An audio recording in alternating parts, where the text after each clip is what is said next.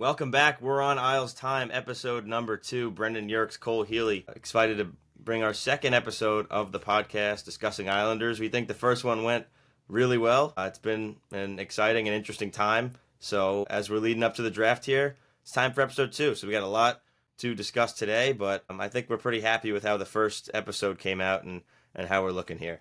Yeah, no, it's definitely went over pretty well. It's been what, like 2.5 weeks, 3 weeks since the last one, so we got some new stuff going on in the hockey world, whether it's the Islanders or just the NHL overall. And yeah, draft coming up next Friday, so we got exciting time coming up for the Islanders. Can't wait. And those watching the video, I got the NHL draft shirt on from Montreal a couple years ago. That was eventful. That's when we traded for Romanov, so that was unexpected. But Yeah, that will there was anything unexpected this year? Is the question. yeah. I mean, it's funny you mentioned Romano. We can I'll kind of get into this later, but I've seen his people saying maybe have him in a trade. Yeah, I'm it's not gonna say possible. I'd want that. Again, we can go into more detail later on, but I think, yeah, in a year where we somehow win the lottery, I would not be surprised with another unexpected move happening on draft Right. day. And like you said, we'll talk about it a little bit later. But with that, just with the defenseman projected to be the top pick, we both want the defenseman.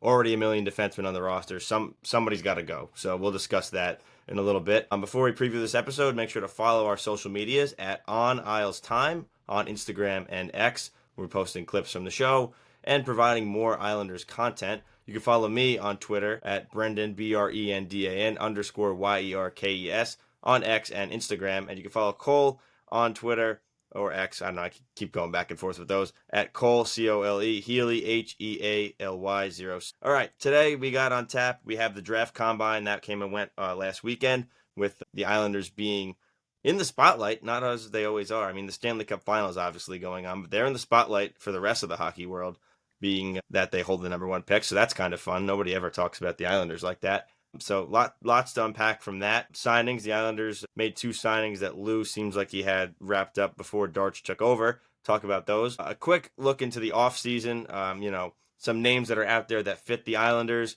some potential big fish, some smaller players they could target, and what they're going to do with a lot of their players that are on expiring contracts or have come up in rumors. They hired their new assistant coaches, at least Patrick Waugh did, as we expected. He gets his full assistant staff now, and they hired a new AGM today. Actually, we're recording this on Monday. And one more thing that we'll talk about and we'll get to later, which is just shocking that it even happened. But without further ado, I think we should get right into it. The draft combine. Matthew Schaefer, front and center, and you gotta love it. And I think it just everything that's been going on with Schaefer, and we had this discussion last week, and we've been having this discussion since May the 5th, that it's just been Schaefer and Schaefer, and the more closer we get to the draft, the more and more teams like a lock, and it needs to be a lock. I know the Hagens crowd is trying to crawl back in, but just the way he plays the game, the way other players in the draft are talking about him. I think they asked the second best D man in the draft. I think was it Radim Murka, I think it was, or maybe it was Yeah, somebody else. They asked, where do you think you think you're the best defenseman in the draft? Where do you think you rank? And he goes, I think I'm the best one behind Schaefer. And for a player to say that about another player is crazy. You have Michael Misa talking him up. Everybody else asked about Matthew Schaefer. Porter Martone, oh, not Porter Martone. It was Landon Dupont, first overall pick, projected 2 years, raving about Matthew Schaefer. And this is all about on ice stuff and how good of a guy he is. And then there's more stories about him visiting, the hospital and with meeting with children who've lost their parents, because he's obviously had that situation happen to him.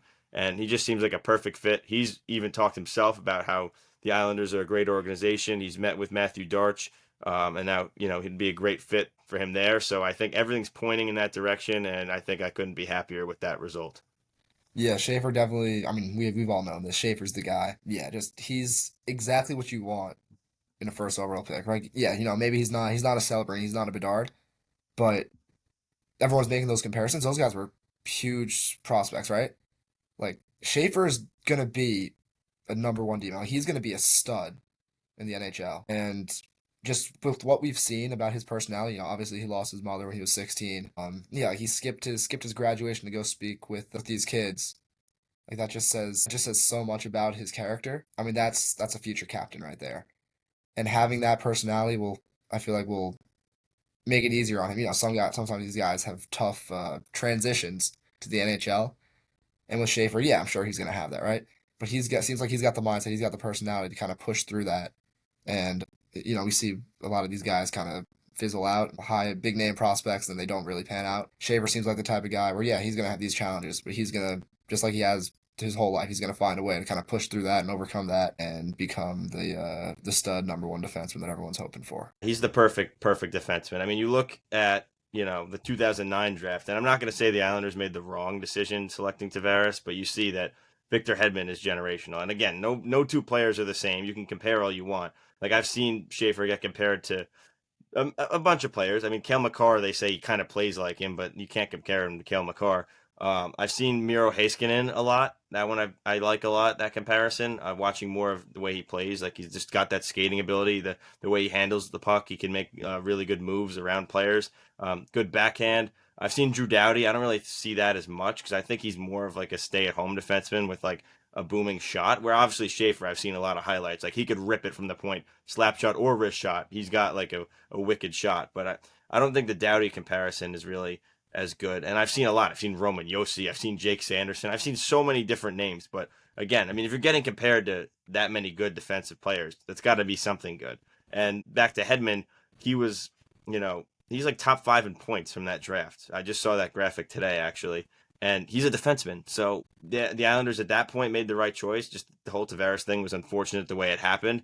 But now I think it's time to take the defenseman because you have a lot of good forwards. You have 2 big time forward prospects. And now you get Matthew Schaefer into the fold, who's, again, said that he wants, like, he'd be loved to be an Islander. Like, he's from Toronto, so everybody was a little skeptical about that. Like, you take the best player, and just all the things I heard about him, and even he was at the Stanley Cup final, like meeting with McDavid, having breakfast with Brad Marchand, the things he's saying about like, oh, Matthew Darch, he deserves that job, like I saw, and how he's just enjoying the process, and he deserves it for obviously what he's gone through, and he if he wants to be an Islander, they should make him an Islander.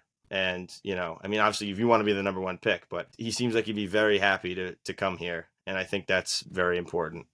Yeah, definitely. He just seems just that maturity. You don't really see that in a lot of these guys, and especially with him. He's like what 10 days away from being next year's draft. Right. I think it's like September 4th, September 5th, his birthday, with the 15th is the cutoff.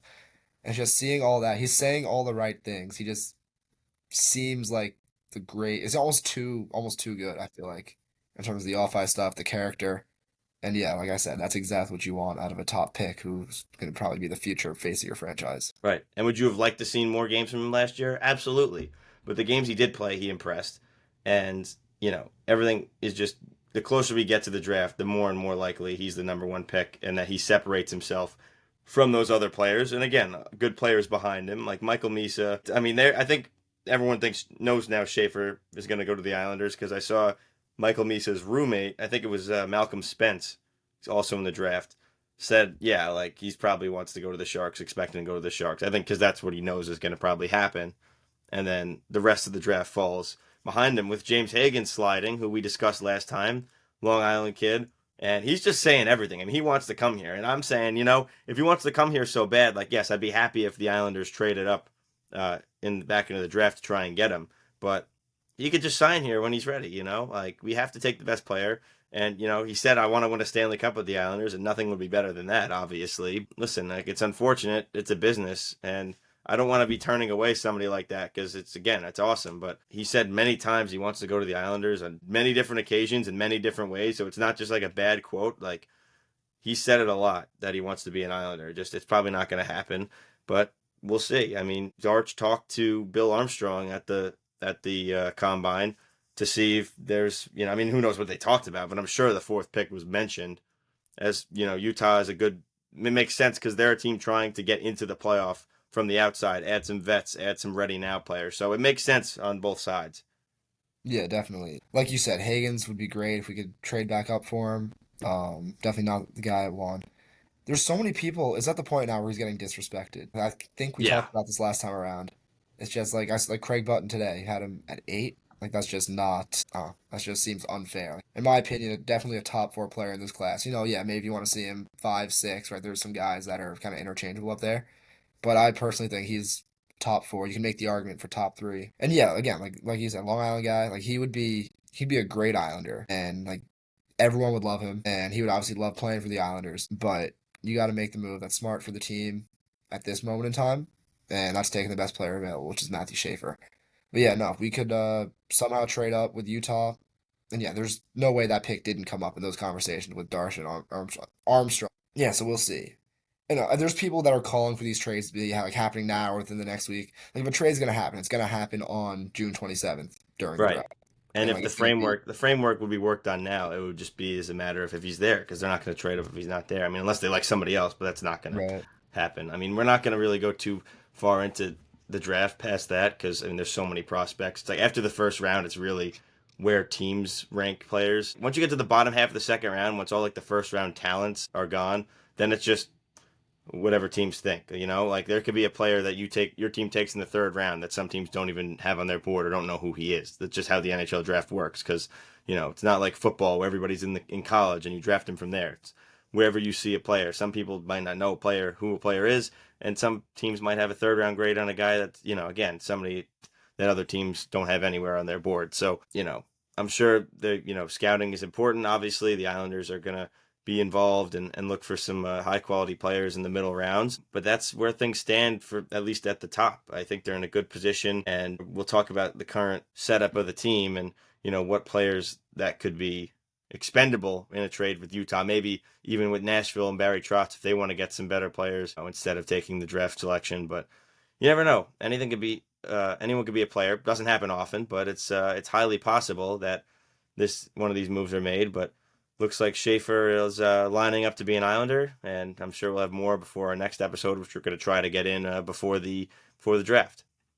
Yeah, no, Schaefer. Regardless of really who you whatever you may think, whoever you think we should take, like it's just a fun time to be a fan. It's good to see the Islanders involved in all this discussion around the league. And yeah, we got 11 more days till the first round. I can't wait.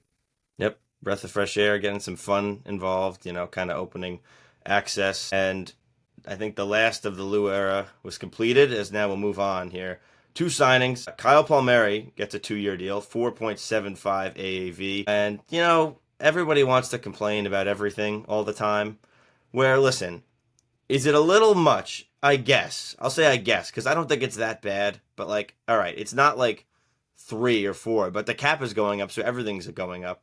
You look at like Brock Nelson just signed, re-signed with Colorado. I mean, we're not going to really dive into that because that's kind of, not really relevant to us anymore. But he signed for 3 years and $7.5 million per year.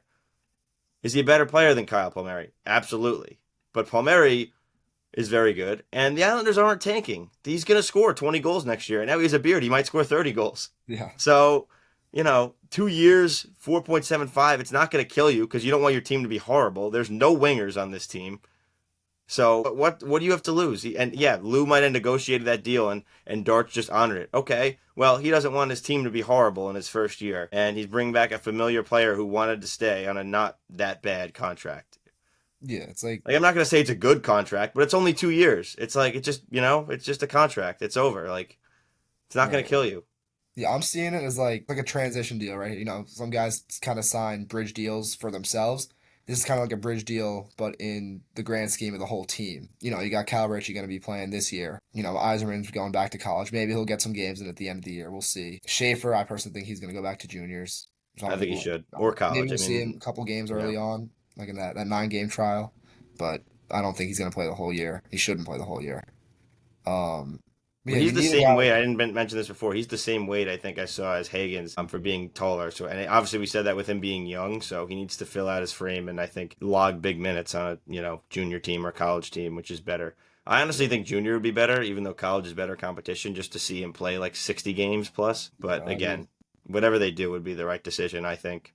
Yeah, but yeah, going back to Palmieri, it's like he's here 2 more years. Like you're thinking that last year, Schaefer's going to be around, Eisenman's going to be around, Danny Nelson will probably be up by that point. We'll see if he's in Quinn Bridgeport. We'll Finley see. maybe makes a play. Yeah, yeah, Finley.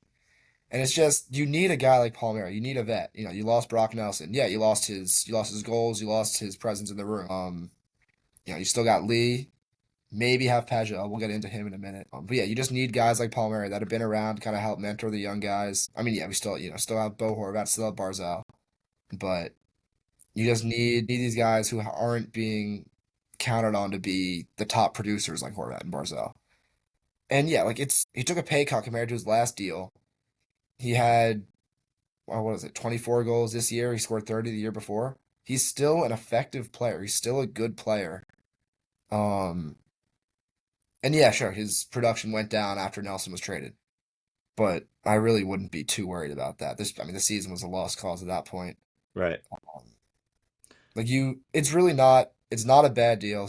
People, if you want to nitpick the no trade clause, yeah, sure. But to me, that's just giving him the respect. If he wants to go somewhere, he can kind of have a say in where he goes, like Right. we saw with Brock Nelson this year. Which is what? So it's a full this year and a 16 next year. Yeah, Yeah, it's like it's a 2 year contract. Like, so what? yeah. You know?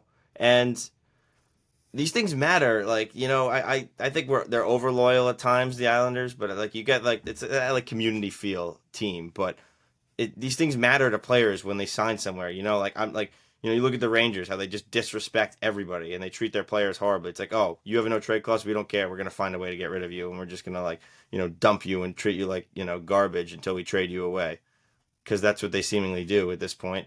Where the Islanders, like, yeah, they're too loyal, they're too nice, but I think still keeping some of that. You know what? You had this deal lined up just because I'm here. Like, you know what? I mean, if it was like a horrible, horrible deal, I'm sure he would have like Darch, that being, would have renegotiated and be like, yeah, we can't give you that. But given the situation, they have a little bit of breathing room in the cap. Not too much, but some. And it's only a 2 year contract, and he's been here. You could at least honor that and be like, you know what? We'll honor this contract and, keep that loyalty, keep that good relationship between management and the players, because they always talk so highly over the last few years about that. I mean, the players, the management, the community. So, you want this to be an organization where people sign, and these things matter to players where it doesn't matter to the fan, about how there's respect and the perks of being on the Islanders. Because, yeah, it's not as easy to get someone to sign here as it is somewhere else. So that's why you have to be perfect in this regard. So that helps. He's going to score a lot of goals, be a good vet presence next year, depending on who he plays with. Like, he could be big for Cal Ritchie. I don't think Cal Ritchie will probably be on the third line, not the second line, but you never know what's going to happen. Things, injuries, people move up, power play. Like, you never know. These are the kind of things that are good. Like, everyone wants Cal Ritchie to get his shot. And, you put him with bad players, then he might not get a chance, He might I don't be know doomed from who. the start. You've seen this a million times with development. I just Yeah, want like I to see was the about. team be good. That's all it Yeah, is. I was just about to bring up Nino Niederreiter. I don't know Right. exactly who he was playing with back when he was it 2011, 2012. Yeah. He had what, like 1 point in 50 games that 1 year. Like again, I don't know. That was a year or two before I started really following and started watching every game. But like, I mean, you just look at the rosters from those teams, and there's no way he was definitely in the bottom six. Yeah, he's just not on a good line. We saw how he struggled. For me, I hear about it obviously after the fact. You don't want to do that with Cal Ritchie. Like was he top 25 prospect? I feel like on a lot of lists. Um, you got to put him in a position to succeed. And yeah, a guy like Kyle Palmieri may not start on his line, but I'm sure at some point throughout the year they will be playing together. And it's just so important. Something could be something as small as pulling up the iPad on the bench. A certain defenseman kind of steps up, or there's so many different Right. in-game It's scenarios. continuity. It's not baseball. You can't just get 9 new players. Exactly.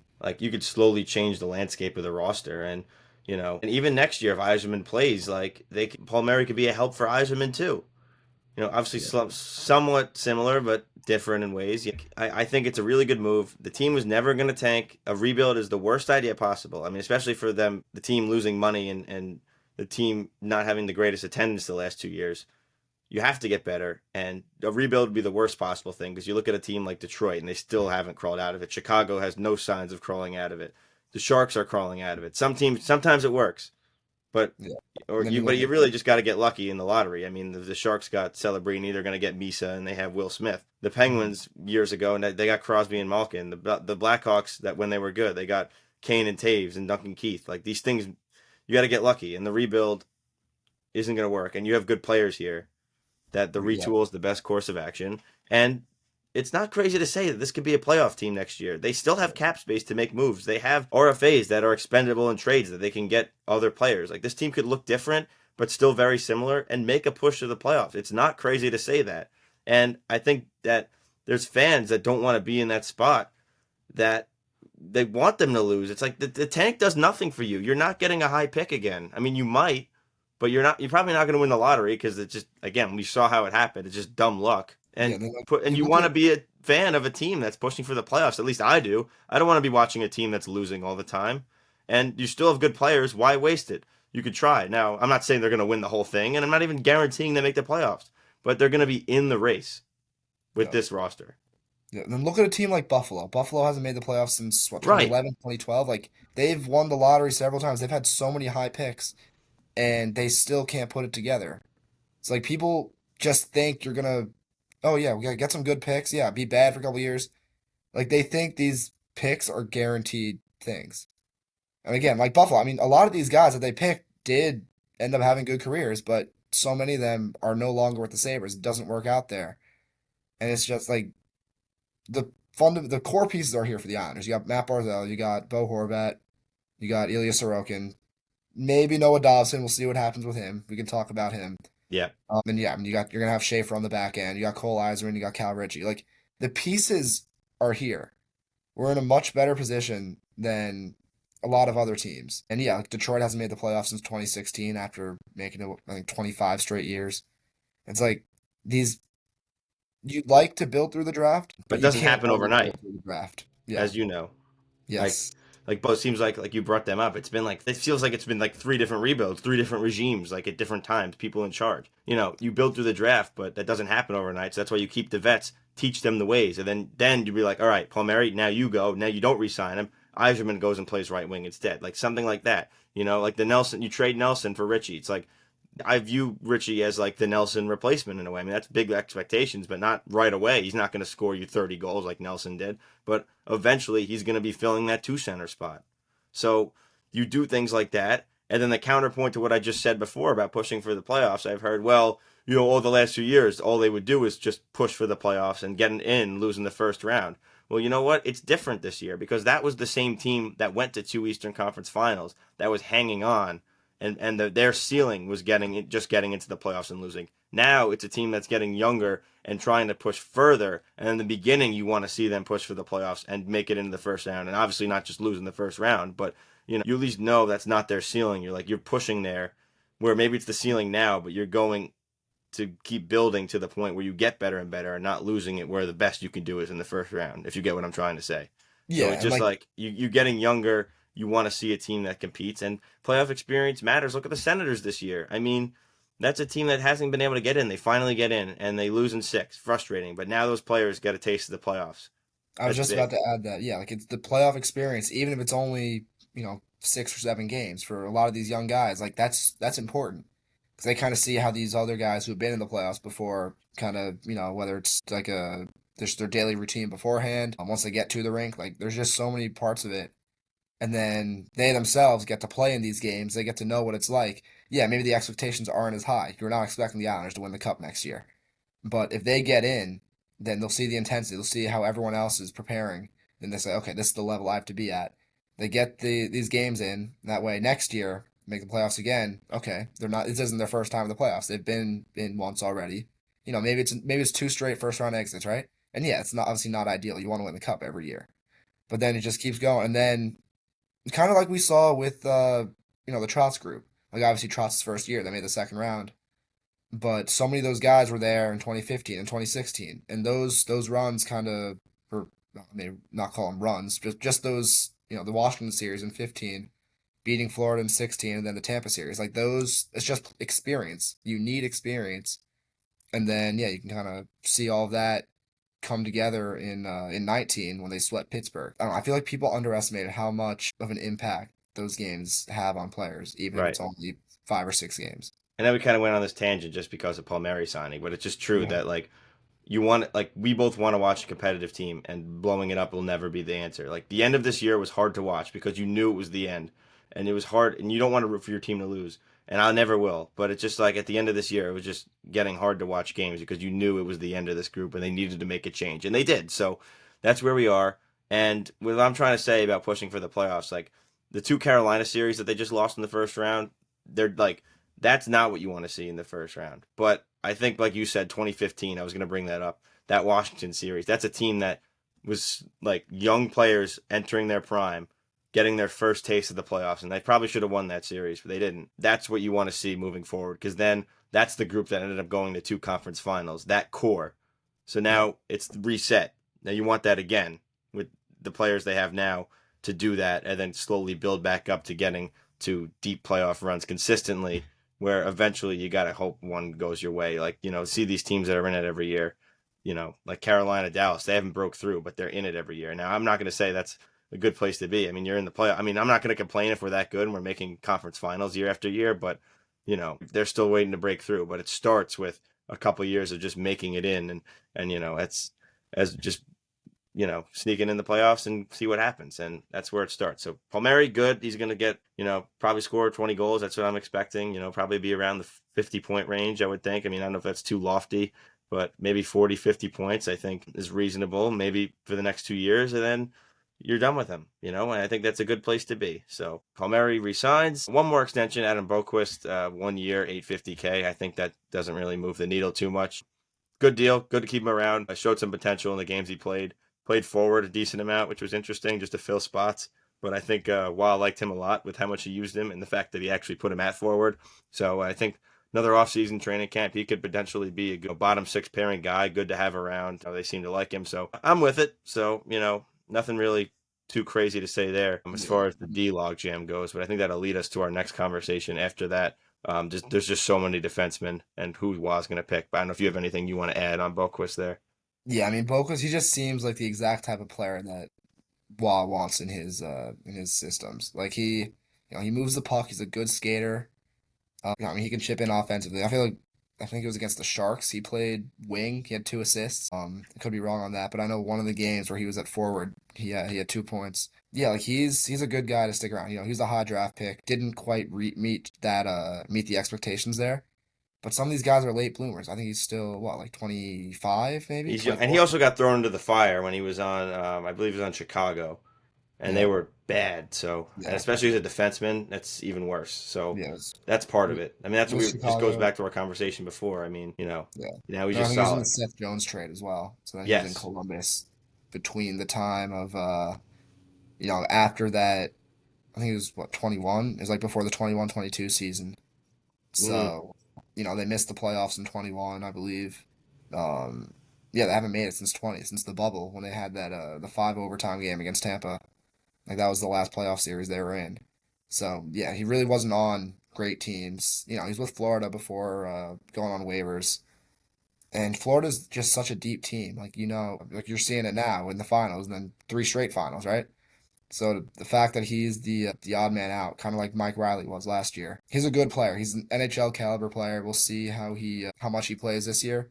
But yeah, I mean, there's nothing really to complain about with that extension. yep.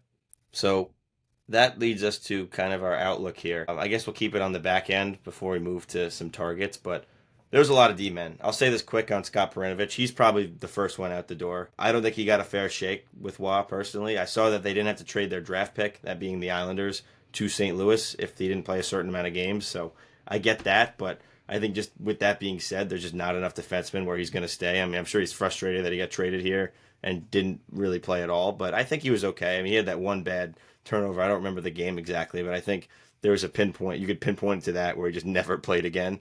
Yeah, I think it was one of the Pretty games odd against the Rangers. situation. What? I think it was one of the games against the Rangers. Yeah, I don't yeah. It remember which was one, but it yeah, was he was just interesting, there. but he's smaller, but never really got a shot. But I think that if him and like Boquist are kind of similar players in a way, then like Wall likes Boquist more. But they traded for Perinovich and they got all three of them in like a pretty short span, but they were just so injured on the back end.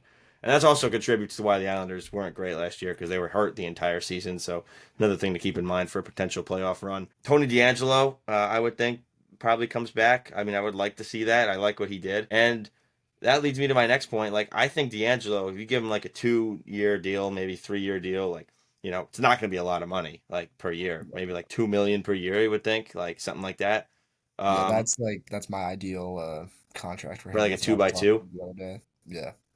I think that, and you can call me crazy if you want, that he does the same thing as Noah Dobson, but for like a quarter of the price. Yep. I said it on this show the last time we did it. I do not justify giving Noah Dobson more than $7 million. and Yeah. it's going to be like 8 or 9 the way things are going right now. So with that being said, we talked about it last week with the Utah thing and the trade up for Higgins. That I think Dobson needs to go, and you got to find a way to get him out.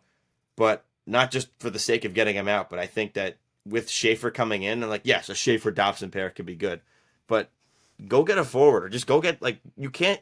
I'd rather use that cap space, the 8 or 9 million on Dobson, just in other places of the team. And I think, Pellick and Pullock are the other two guys in the D that they have like no trade clauses and they have longer term deals that they essentially to me are the same player. Like obviously they're different, but they do the same thing for me now. So I Mhm. think I need one of them out the door too, just to kind of move into that next situation. Because I think I want Isaiah George getting minutes in the NHL this year. He showed promise, went back to Bridgeport. Like, I think it's time. Yeah, And definitely. Boquist can play. One of those guys. Romanov might be gone. I mean, I think one. I think somebody's getting traded. I don't know who it's going to be. I mean, if you have Romanov, Dobson, Pellick, and Pollock, I think you could honestly say one of each of those two groupings could be gone. Yeah, and like even Scott Mayfield too. I know Toronto showed some interest in him around the deadline. I don't remember who reported that, but yeah, it was in the weeks leading up to the deadline.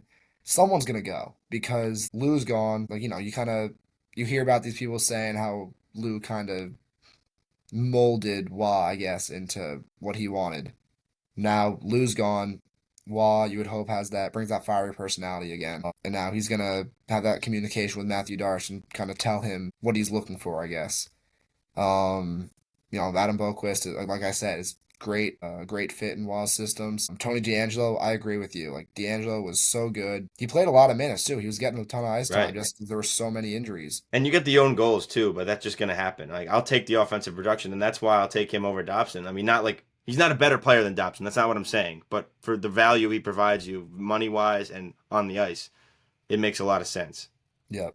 And then I remember just when you mentioned the own goals. I remember there was a year, I think it was 17-18, where Pellick, there's like a whole video of all these own goals Pellick scored, and then we saw what happened with him a couple years later. So that's Right. just hockey. That's just bad luck. It Well, just happens. it goes back to Darch and Rob being on the same page now. What did Darch say in the press conference? I want to play fast style hockey, but we want to play defense too. So who does that? Adam Boquist, that type of player. I think Scott Mayfield skates pretty well and can move the puck well for being a big physical defenseman. And I still think he's the most hated on this player on this team for absolutely no reason. He led the team in plus minus last year at plus 18, which I know plus minus isn't a perfect stat, but when a team is like minus 36 on the year, I think they were, and giving up goals left and right and barely scoring, and a guy is plus 18, that means something to me. I mean, he is so overhated that the contract is very overhated. You're only paying him $3 million. He's shut down, plays a lot of penalty kill minutes, and yes, the year before he was horrible. I can't even deny it, but he was injured the entire year,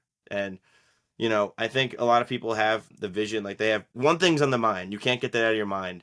And yes, he could be expendable too, but I think he should stay because he was effective down the stretch. But then again, if he goes, then he goes. Like whatever the best way you get the best six, or at least set up the thing, because it's like, do you want Dobson, D'Angelo, Boquist, Schaefer? Like Schaefer again, we don't want him playing next year, but a lot of similarities. That's why I think one of Pellick Pullock stays. Romanov is an interesting one because he's an RFA, and I think he would be interesting to a team like Utah. Mhm. I mean, so would Dobson. I mean, a lot of these guys, but who knows? But it's not going to stay the same, that's for sure. But I mean, if we're up to me, I think I'd trade probably Pollock, but I think he's harder to trade than Pellick, so I think Pellick would make sense. But I think you could trade Pellick and Dobson, at least if it was up to me, and then that gives you a good mix of speed and skill, and shut down, left on the back end. Because still, where's Mike Riley in this equation? Is he getting a contract? So Yeah. there's a lot to be answered. I think more questions on the back end than up on the front. Yeah. Yeah, I was looking through the list of expiring contracts, and like, there's been nothing about Mike Riley. No one's talking about him. He had the heart surgery. Wasn't as good this year before the concussion that ended up leading to finding the heart issues. But yeah, that first year when we picked him up from Florida, he was great. And again, that's a guy that does really well under Wall. I agree with Mayfield that he's kind of overhated. But again, I could see him being a good piece for for a cup contender. Some people think we got to pay a ridiculous amount to dump him. Yeah, his contract's not great. The fact that he's signed till he's 38 or 39, but at 3.5 million, it's really not as bad as some people are saying. You know, I think you move him. Obviously, him and Tony DeAngelo are very, very different players. Scott Mayfield is, such a very physical, more of a shutdown guy. DeAngelo is more of an offensive guy. So not necessarily in terms of style, D'Angelo would replace Mayfield, but just on that depth chart, he kind of slots in there, so you have an opening there to re-sign him. Pulak, yeah, I love Pulak. I'm looking at a Pulak reverse retro right there. Love the guy coming up Yep. on the anniversary of the save. I got a picture of him making the save up on my wall. Yeah, I think he's got a full no trade clause. So I don't think he's going anywhere, but I think yeah, that's why I think it's probably Pellick. I would like I love Pollock too, but I think that he's probably the one to go. yeah, Like, but I think if we're looking at the defensive structure, at least heading into the draft, heading into free agency, you got to think that all right. So Boquist is here to stay. Hopefully they bring back D'Angelo. I Mhm. think Mayfield stays. I mean, again, he could be involved. Like this is my speculation. Like I again, defense are getting moved. I think Mayfield ends up staying. I think Romanov ends up staying too. Just the gut I have. I really think there's going to be traction on a Dobson trade. Like, I don't know if that's just wishful thinking because that's what I want to see happen. I feel like Darch with the way he works the salary cap and the way that the numbers. I mean, they could be dead wrong about his like expected contracts, but the way Darch is like a salary cap guy, and that's kind of his upbringing with the NHL, at least with Tampa Bay. I don't think he would want to give a player like Noah Dobson, if he watches the tape, $9 million for 8 seasons, $8 million right, and for like 8 seasons. So I think really he's going to try and swing a trade with him, and then maybe look to trade one of Pellick and Pollock, open things up. So then who does that leave for you? You get, we'll say Pollock's the one who stays. Pollock, right, you have Romanov, Mayfield, Isaiah George, Boquist, and then what? D'Angelo. I could rock D'Angelo, with yeah, that at least for this year.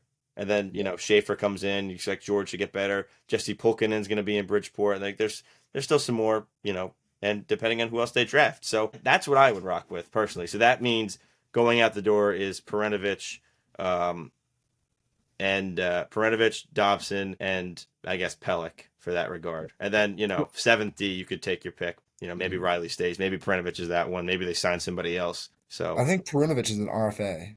right. So maybe they just don't So yeah, sign him, or they trade yeah. him or something, or he I stays wouldn't and even. just I feel like he's got like again, he didn't really do. He didn't have that much opportunity with the Islanders, but still, I feel like he'd have a little bit of value. Maybe just like a. I'm not saying trade him for like a third round pick or anything, right? We got him for I think a conditional sixth or something. So it's obviously not super hot, but maybe just kind of find a team with an extra forward or something, even just a right shot defenseman. We have no righties. I know that's the big argument about trading Dobson. Because then I mean, yeah, you got Boquist. Some people don't really see him as a legit option, I guess. But yeah, no, like I think Perunovic could be a decent player for the Islanders. It's just whether or not Wall wants to give him more of a shot this year. But I also don't think he's someone we should just not give a qualifying offer to and let him walk. Because I mean, again, former Hobie Baker winner. Obviously, that right. was 2020, so 5 years ago.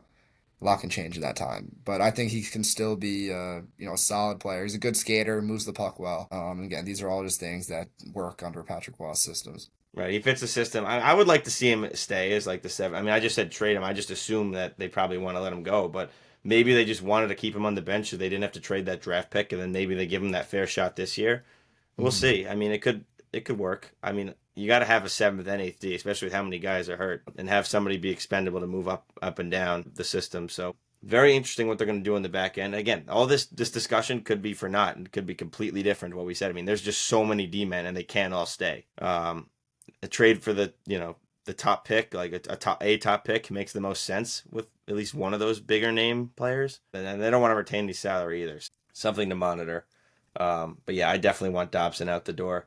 Looking at some other players, I guess we'll look at the forward room. I mean, we could have a backup goalie discussion another time because that's definitely needs to be figured out. I mean, depending on what Varlamov's status is.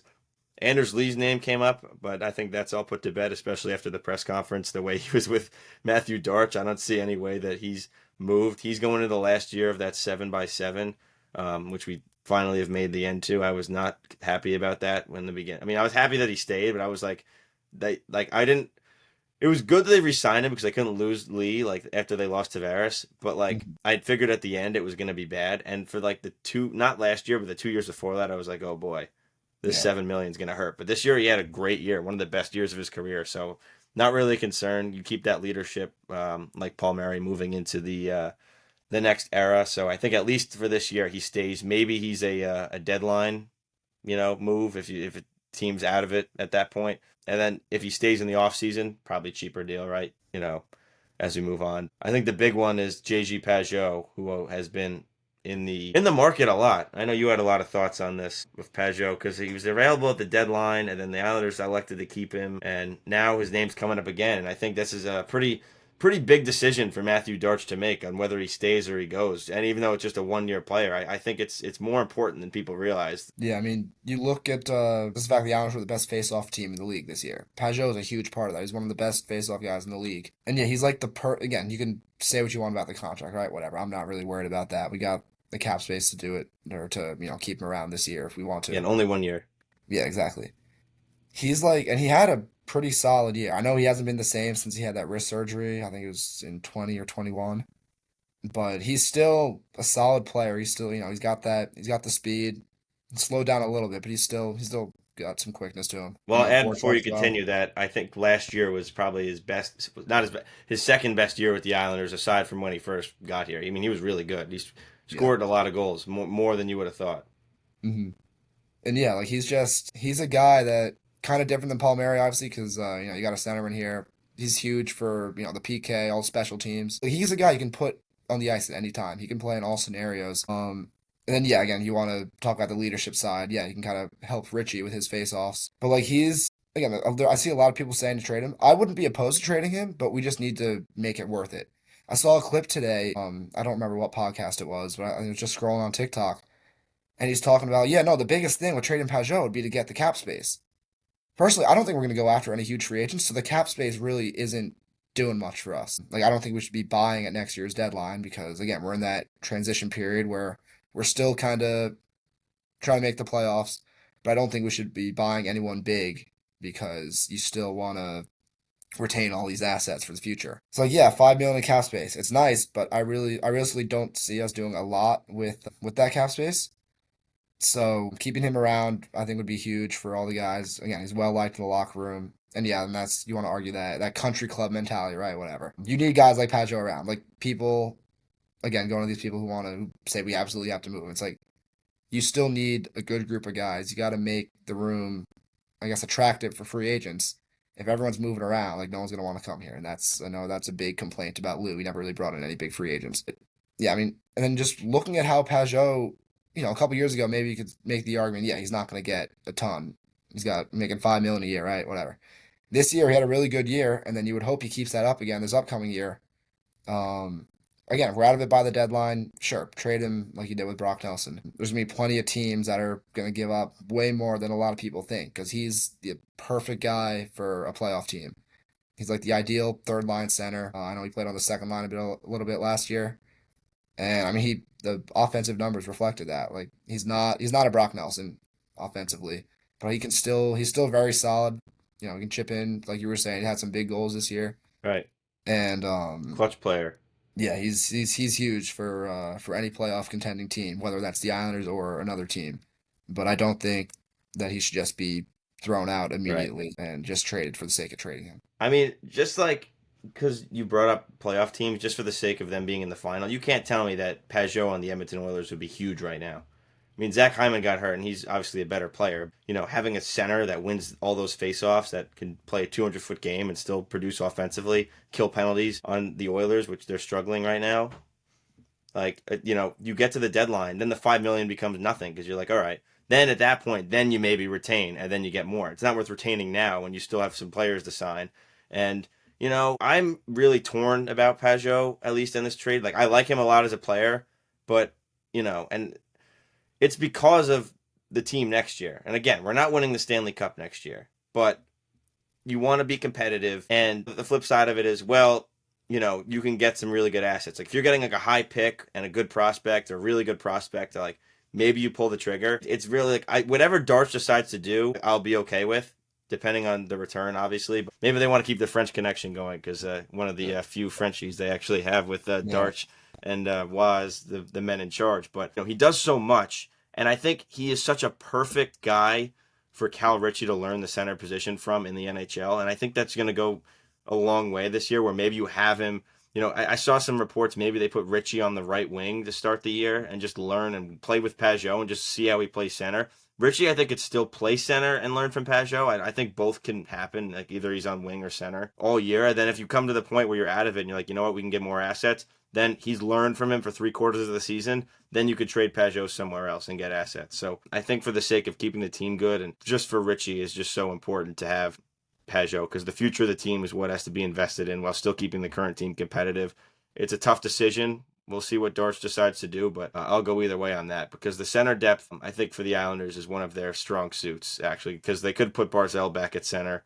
Cizikas has played center where he didn't really last. He's been playing more wing, so he can kind of be anywhere. And, I'm sure they could find a fourth line center to plug in if they really needed to at some point, or just through free agency or somebody just being around. I mean, not like a great replacement, but just somebody to fill that void if they really needed to. But we'll see what they do. They could potentially let him go. And as some names have been out there, I mean, this could all just be fan speculation. I mean, I don't want to spend too much time on this because who knows what's true, but people have thrown around names like Marco Rossi, Bowen Byram, JJ Paterka, so like some offer sheet players, some potential trades. I mean, Isaac Howard is the one I would want, I think, just because I think it would cost much less. And I don't think, like you said, the Islanders aren't in a position to trade for anybody right now, but I think they could be players in free agency. They've been linked to Marner a little bit, not really that much. I think that's just more fan speculation. Like people like Bennett, like Sam Bennett's not would be bad. A lot of people are saying Brock Besser is more likely. I don't like that at all, personally. I don't know where you stand on that.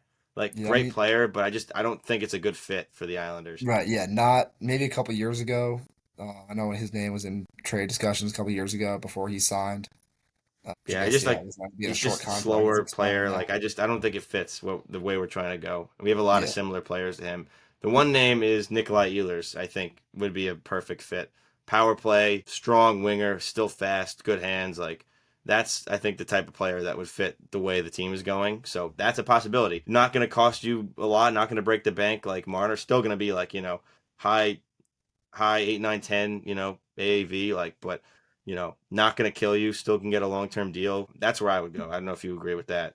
yeah. I mean, I know Ehlers' name was floating around last year around the draft when they were saying maybe Right. the Islanders moving their pick for him. And they did poke around on him, so I know that Lou did call. I mean, we'll see if Darch is interested. I would think he would be, but Mhm.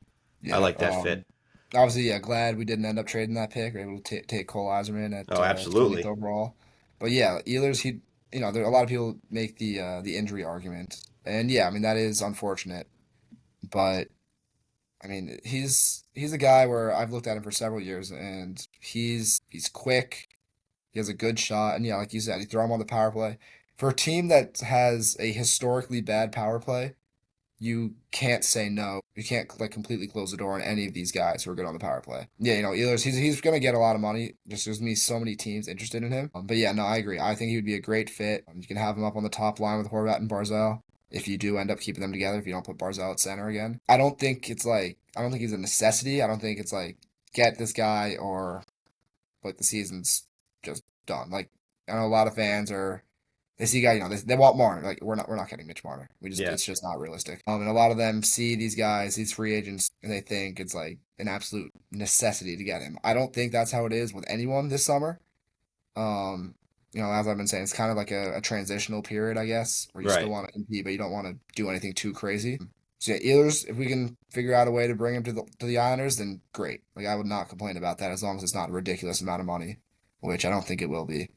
Um, Yeah, they'll and be if it doesn't end involved. up working out, then it is what it is. I mean, listen, like if they get him, great. If not, then it's not the end of the world, like you said. And I think it also just helps, like transitional period. Like if you can get Ehlers on this team, that would be fantastic. But if you don't, then you just like, you know what? We have the players we have. Maybe you sign some like mid tier guy, and you just kind of see what you have. Like another year runs out on some of these longer term contracts. You free up some more cap space, and there's a really good free agent class next year. So then you could swing next year. Then you have Iserman and Richie in there for a year already, and Schaefer will be coming up. So then you're kind of in a better position to win when you're looking for players. And Sipakov came in last year, and Duclair, and Sipakov I thought was really good for the given the circumstances. Still have to adjust to the NHL game, so he'll get better. Duclair obviously need more whole weird situation. I think he'll be better. Him and Wild will shake their thing out, and Duclair, the injury set him back, and it was really unfortunate.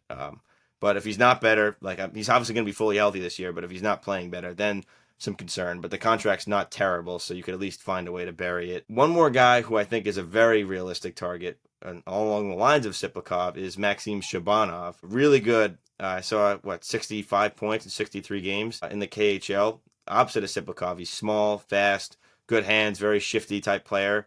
That would be a good get. And I know Lou was interested. So if they could kind of keep building this Russian empire here, that would be a solid signing because that's not going to cost you too much. Could be middle six right away, high potential. And if they could find a way to do that, then that'd be a good move because it could be like the deadline 2 years ago. It'd just be like, you know what?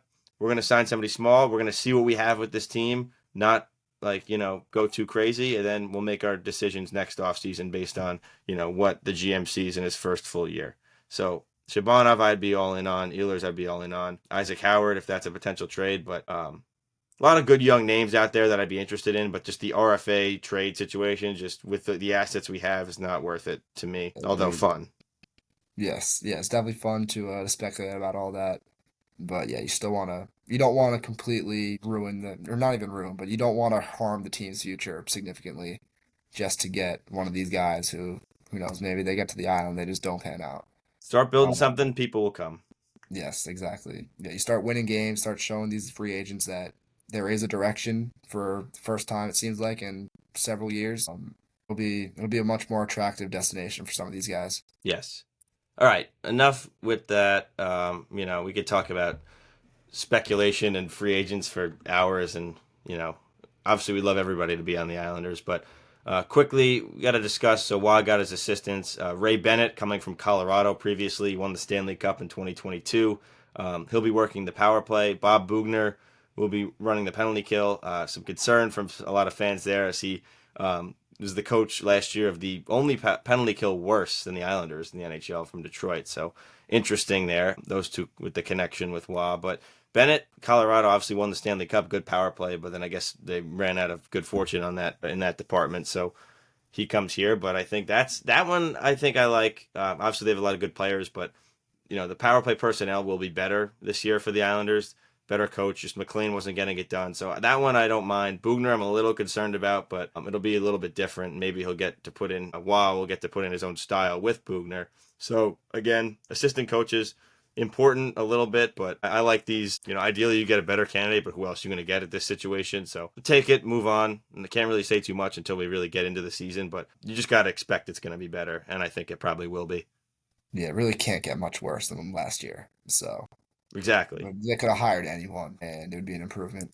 So I'm not really too concerned with that. It's good seeing Bugner. He has that coaching experience. I don't remember how long he was coaching the Panthers, but he does have some head coaching experience. And then yeah, I guess he jumped around after as an assistant. Yeah, it's good to have another guy like that with some. He's been around. Wah's going to have his hands all over everything, so it's Yeah, really going to be Wah, and these guys are going to be pushing out what Wah wants with their what they have as well. All right, and today Ryan Bonus was named AGM and Director of Player Development. That one I like a lot, that move. He left Ottawa, they mutually parted ways. I think he was looking to kind of move up like a little bit, and they just didn't really have the room there. He comes in here, going to be expecting, and many people are expecting him to be Darch's right-hand man, not managing the AHL team. Obviously, he'll be involved, very involved with that, but that's what he was doing in Ottawa. So I guess he left here to kind of be the next guy. So that puts him in position to maybe be hired if things go well here by another team. Again, if that happens, it'd be unfortunate, but you'd be happy because that means obviously we're doing something right. Yeah, no, he's got the experience. Bonus. Obviously, he's Rick Bonus' son, Bones, and no one's this. Bones. Bones is coming to the island. And it's good because he's helped the AHL team, not the best AHL team, but they're saying he's a really good young mind. He's worked in a lot of different areas, won a Stanley Cup with Pittsburgh in 2017. So another good young mind to help this team, help the front office, and bring it into a new direction. So I like that move as well. A lot of folks around the league think this is a fantastic move, and that he's one of the next GMs up. So another good guy to have in the room as the Islanders are in this very important period. So can't say too much because he hasn't done anything yet, but from his track record and him coming here, I think is a good place to be.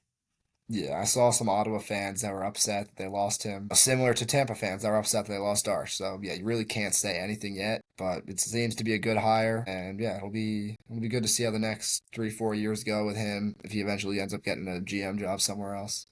And the concerns with Chris Lamoriello still running Bridgeport right now, I get it, but I'm sure it's not going to be the same. It's not going to be just free reign on that, so everyone can relax a little bit. And lastly, I don't want to talk too much about this. I think it's just worth mentioning. Lane Lambert got hired as the coach of the Seattle Kraken. Just blows my mind after what he did Yep. with the Islanders. Maybe he didn't really get a fair shot with the way things happened, but I don't think he was that great of a coach personally. And Seattle does not know what they're doing after getting rid of Dan Bilesma after just 1 year with a pretty mid roster, to be honest. That's all I'm going to really Yeah. say. Like, I don't think Lambert was the problem with the Islanders, but I don't think he was the solution either. He helped. He's definitely, That's a good way to put it.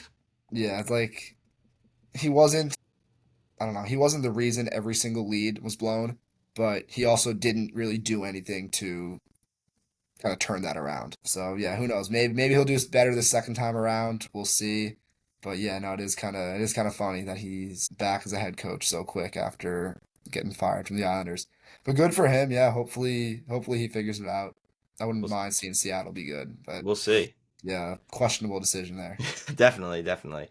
All right, that about does it on Isles Time, episode 2. Another good one. We're keeping getting closer to the draft. Very exciting times on Long Island with the first overall pick heading our way. So we're gonna try to get an episode out either early next week or closer to the draft. I'll be at the draft party that night, so that'll be fun. See what's going on there. Some players be around. Maybe be on the Ferris wheel, which is apparently a big funny thing. But yeah, no, it should be fun.